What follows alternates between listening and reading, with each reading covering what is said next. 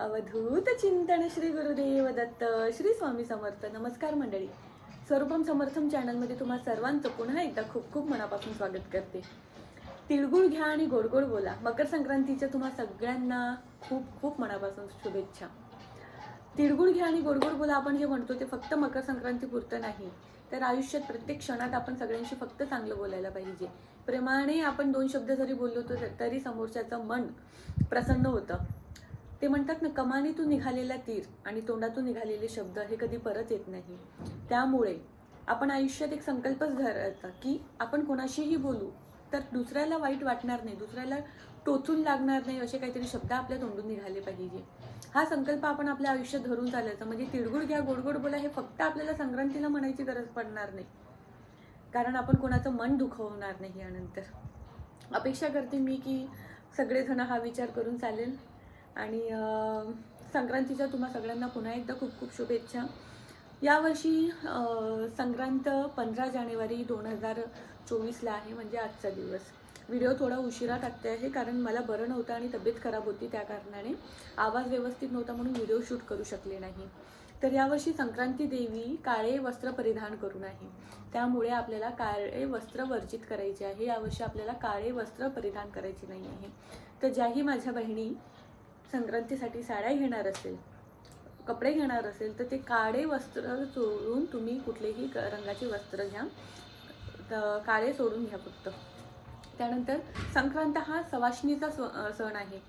सवाष्ण हळदी कुंकू ठेवतात, वाण ठेवतात, तर असा हा सण आहे. आजच्या व्हिडिओमध्ये मी तुम्हाला सांगणार आहे की आपली संक्रांत आपल्याला वाण जो आपण देणार आहे, हळदी कुंकवाचा कार्यक्रम कधीपासून तर कधीपर्यंत आपल्याला करायचा, हळदी कुंकवामध्ये आपल्याला काय काय द्यायचं आहे, ह्या सगळ्या गोष्टी मी आजच्या व्हिडिओमध्ये कव्हर करणार आहे. त्यामुळे व्हिडिओ शेवटपर्यंत नक्की बघा.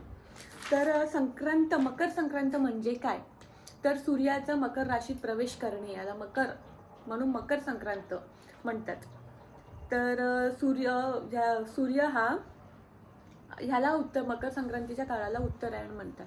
या काळात काय होतो तर दिवस मोठा होत जातो आणि रात्र लहान होत जाते. पूर्वीच्या काळात म्हणायचे की संक्रांतीपासनं दिवस तिळतिळ मोठा होतो आणि रात्र तिळतिळ लहान होते, असं सुरुवातीपासून म्हणायचे आधीच्या काळात. तर असा हा संक्रांतीचा दिवस अतिशय शुभ दिवस आहे. आणि आजच्या दिवसाचं महत्त्व म्हणजे काय, तर मकर संक्रांतीच्या निमित्ताने तुम्ही कोणाला दान धर्म केलं तर त्याची पुण्य तुम्हाला अधिक पटीने मिळतं. तर चला मी तुम्हाला सांगते की संक्रांतीचा वाणाचा जो कार्यक्रम आहे तो आपल्याला कधीपासून कधीपर्यंत करायचा आहे. तर तो मकर संक्रांतीच्या निमित्त आपण जे सवाष्णी जे वाण वाटणार आहे ते 15 जानेवारी 2024 पासनं तर रथसप्तमीपर्यंत म्हणजे 16 फेब्रुवारी 2024 पर्यंत आपल्याला वाणा हळदी कुंकवाचा कार्यक्रम करायचा आहे. 15 जानेवारी तर 16 फेब्रुवारी म्हणजे आपल्याकडे पूर्ण महिना आहे. पूर्ण महिन्याभरात आपण कधीही वाणाचा कार्यक्रम आपल्या घरी, हळदी कुंकवाचा कार्यक्रम आपण आपल्या घरी ठेवू शकतो.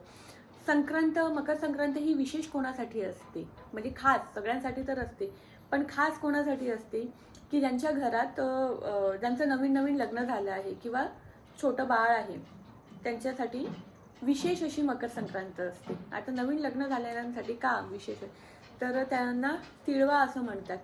ज्यांचं नवीन लग्न झालेलं असतं त्या जोडप्यांना काळे कपडे घेतात.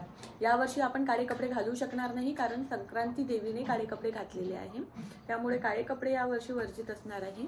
पण जो संक्रांतीचा तिळव्याचा जो कार्यक्रम करतात त्या दिवशी काळे नवीन जिचं लग्न झालेलं असते तिला आणि तिच्या नवऱ्याला काळे वस्त्र परिधान करतात, हलव्याचे दागिने घालायला देतात आणि हलव्याचे दागिने घालायला दिल्यावर त्यानंतर तो असा पहिल्या मकर संक्रांतीचा कार्यक्रम आणि पहिलं हळदी कुंकू आणि वाण तिचा साजरा केला जातो. जे मुलं लहान असतात त्यांचं बोरन्हाण असं म्हटलं जातं, लूट लुटवतात, तर त्यांना सुद्धा काळ्या रंगाचे वस्त्र परिधान करून त्यांना हलव्याचे, लहान मुलांना हलव्याचे दागिने घातले जातात आणि त्यांना त्यांची लूट लुटवतात. म्हणजेच काय तर चॉकलेट, बिस्किट, बोरं आणि इतर काही फळे हे त्यांच्या डोक्यावर टाकतात आणि बाकीचे त्यांचे जे मित्र, लहान लहान छोटे छोटे मुलं जे असतात त्यांना बोलवून ते लुटतात. म्हणजे हे जो सगळा जो खाऊ आपल्याला टाकला गेला असतो तो लुटतात, तो घेतात. अशा प्रकारे नवीन नवरीसाठी आणि लहान बाळांसाठी पहिली संक्रांत ही विशेष अशी असते. तर वाण म्हणजे आपण कुठल्या भेटवस्तू द्यायच्या आणि कुठल्या भेटवस्तू नाही द्यायच्या. लक्षात असू द्या, वाणात आपण कधीही प्लास्टिकच्या वस्तू द्यायच्या नाही आहे. प्लास्टिकचे डबे, प्लास्टिकच्या प्लेट्स, प्लास्टिकच्या वाट्या, काहीही असो, प्लास्टिकचा आपल्याला कुठल्याच वस्तू वाणात भेटवस्तू म्हणून द्यायच्या नाही आहे.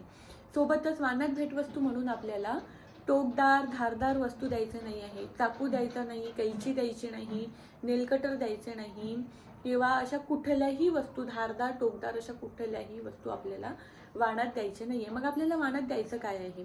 तुम्ही शृंगाराची कुठलीही वस्तू द्या वाणात. तुम्ही हळदी कुंकवाचे करंडे द्या, पण ते करंडे प्लास्टिकचे देऊ नका. हळदी कुंकवाचे तुम्हाला जर द्यायचे आहे तर पितळेचे, स्टीलचे, जे कुठले तुम्हाला भेटेल, जे कुठल्या मेटलचे तुम्हाला भेटेल त्या मेटलचे तुम्ही द्या, पण फक्त प्लास्टिकची देऊ नका हळदी कुंकवाचे करंडे. तुम्ही सवाष्णीचं शृंगारातलं कुठलेही सामान तुम्ही देऊ शकता हळदी कुंकवा म्हणून, वाण म्हणून. आणि सोबतच तुम्ही जे घरात वापरणार आहे, घरात उपयुक्त जे असतं सामान, ते सगळं तुम्ही सामान देऊ शकता. म्हणजे कुठलंही प्लेट, वाटी, जे काही आहे, जे तुम्हाला वाणात द्यायचं आहे, यथाशक्तीने तुम्हाला जे काही जमतं ते द्या. पण फक्त एवढी काळजी घ्या की ते प्लास्टिकचं नसायला आणि धारदार नसायला. बाकी तुम्ही कुठल्याही वस्तू वाणात देऊ शकता. तुम्ही भेटवस्तू म्हणून तुम्ही काय म्हणतात त्याला, शृंगाराचं सामानही तुम्ही देऊ शकता. कुठलंही शृंगाराचं सामान असो, ते टिकल्यांचं पॅकेट असो, जर तुमची परिस्थिती नाही तुम्ही छोटंसं टिकल्याचं पॅकेट द्या, तुम्ही बांगड्या द्या, तुम्ही कुठलंही शृंगाराचं सामान देऊ शकता वाणात. आणि दुसरी गोष्ट म्हणजे तुम्ही ग्रंथसुद्धा देऊ शकता. कुठलाही पवित्र ग्रंथ असो, कुठलाही देवाचा ग्रंथ असो, पण साधारणतः आपण ग्रंथ द्यायसाठी विचार करतो, कारण समोरचाही व्यक्ती कुठला एखादा ग्रंथ घेण्यासाठी विचार करतो. कारण आपल्याला नाही माहिती की आपण जर कुठला ग्रंथ दिला तर समोरच्या व्यक्तीने त्या ग्रंथाचं पारायण म्हणा किंवा पूजा म्हणा किंवा जे काही आहे ते पाळन केली पाहिजे. त्या ग्रंथाची अवहेलना नको. जर तुम्ही कोणाला जर कुठला ग्रंथ देत आहात तर एवढं विचार करून द्या की समोरचा व्यक्ती त्या ग्रंथाचा मान ठेवेल. म्हणजे जर तुम्ही कोणाला गुरुचरित्र देत आहात आणि जर त्याला माहीतच नाही की गुरुचरित्र हा किती पवित्र ग्रंथ आहे, तर तुम्ही दिलेला ग्रंथ त्याचा अपमान होईल. कारण तो व्यक्ती तेवढा सांभाळून तो ग्रंथ वापरणार नाही किंवा वाचणार सुद्धा नाही. त्यामुळे तुम्ही कुठलाही ग्रंथ देऊ शकता. स्वामीचरित्र सारामृत असेल, गुरुचरित्र असेल, कुठलाही ग्रंथ देऊ शकता. पण योग्य त्याच व्यक्तीला तुम्ही जर कुठला ग्रंथ देत आहे, योग्य त्याच व्यक्तीला द्या. अन्यथा तुम्ही कोणालाही ग्रंथ देऊ नका. तर आणि त्यानंतर हळदी कुंकवाचा कार्यक्रम किंवा वाणाचा कार्यक्रम कसं करायचा हे मला वेगळं काही सांगायची गरज नाही, कारण हे सगळ्यांना माहिती असतं. तर पुन्हा एकदा मी तुम्हाला तेच सांगेल की मकर संक्रांतीच्या खूप खूप शुभेच्छा. आता संक्रांत म्हटलं तर हा आहे स्त्रियांचा सण. ह्या काळात महिनाभर मस्त तुम्ही नटाथटा छान नवीन नवीन साड्या घाला, आपल्या मैत्रिणींच्या घरी वाणाला जा, त्यांना आपल्या घरी बोलवा. मस्त महिना आहे महिलांनो, महिनाभर मस्त एन्जॉय करा आणि मकर संक्रांत आपली आनंदात साजरी करा. असं काही नाही आहे की तुम्हाला मकर संक्रांत साजरी करण्यासाठी तुम्हाला खूप महागडे भेटवस्तू वाणात वस्तू द्यायची आहे, घ्यायची आहे, असं काही नाही आहे. त्यामुळे मकर संक्रांतीचा सण तुमच्या आयुष्यात वर्षातून एकदाच येतो. तर प्रत्येक वर्ष तेवढ्याच उत्साहाने आणि आनंदाने हा सण साजरा करा. काही समस्या असेल, कुठले प्रश्न असेल तर मला इंस्टाग्रामवर तुम्ही मेसेज करू शकता. आणि पुन्हा एकदा भेटू अशाच एका नवीन व्हिडिओसोबत, अशाच एका नवीन माहितीसोबत. तेव्हापर्यंत धन्यवाद. भिवू नको, स्वामी पाठीशी आहे.